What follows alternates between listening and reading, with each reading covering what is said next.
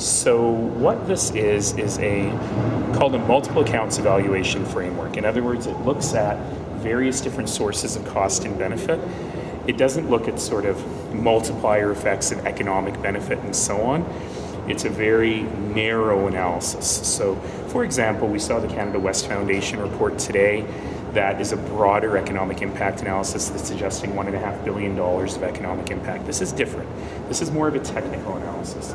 And what it's showing is that the net cost to government, which is always below zero, because if it was above zero, the private sector would build it, government wouldn't build it. So ranges from between 65 and 500 and something million dollars, based on whether or not you think the province would give us 700 million anyway. I believe the province would not give us 700 million anyway. So we're looking at a net cost which is actually quite small and quite a bit less than the actual outlay.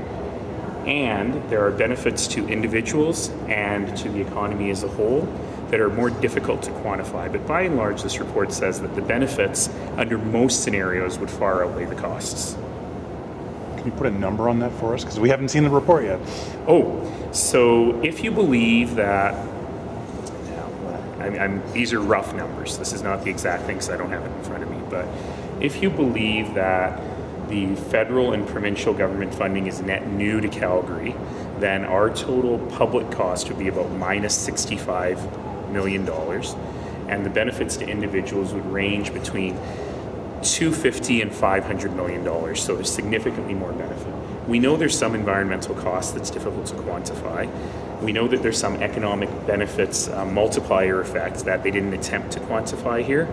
And there are some other benefits that are also difficult to quantify. But when you look at the net of it, you actually see that the benefits have the potential of being many times higher than the costs. What did you make of the engagement report, and specifically how that support and how disagreement and agreement size broke down in terms of support for the game? I thought it was extremely helpful to help us understand both what people are excited about and what their concerns are.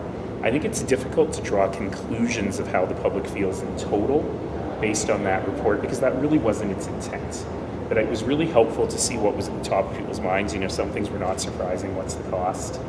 Some things were interesting to me around volunteerism and community spirit on the other side, for example. So, you know, for now, my job is put that away for a bit, let the plebiscite proceed, and then depending on the results of the plebiscite, we will either not move forward, but if we do move forward, then we can improve the bid based on some of the concerns that we've seen. What did you make of some of the concerns raised about the authenticity of the responses and the concerns around the bot responses specifically? You know, I don't have too much to say about that specifically, except to say that we are always trying to find better ways of doing engagement. And there are pros and cons to everything. If you do an open house at a community center in the evening, it's hard for people who work in the evening. It's hard for single parents if you don't offer childcare to come. I used to think that pop-ups and shopping malls and things like that, as well as online engagement, were good solutions to that, but we're finding the online engagement can be problematic as well. So these are all things we need to balance, but I'll tell you, I was at an event recently with people from all over the world, and someone who had never been to Calgary but works internationally in the field of engagement was interested to learn that I was from Calgary. And she walked up to me and she said, you know, the coolest thing about Calgary, even though I've never been there, I talk about you all the time because your engagement is world class. And we love the way you do engagement and don't ever lose that model. And I thought that was really interesting because that was a new perspective for me.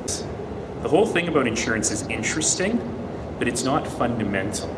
Because what it really is the federal government said, look, we're going to commit $200 million to this. We need a way to do that within our policy. This is one way that we could explore that. And what was interesting about the report today is that it said, yeah, that absolutely exists. It'll cost less than $20 million, and we can do it if you need to.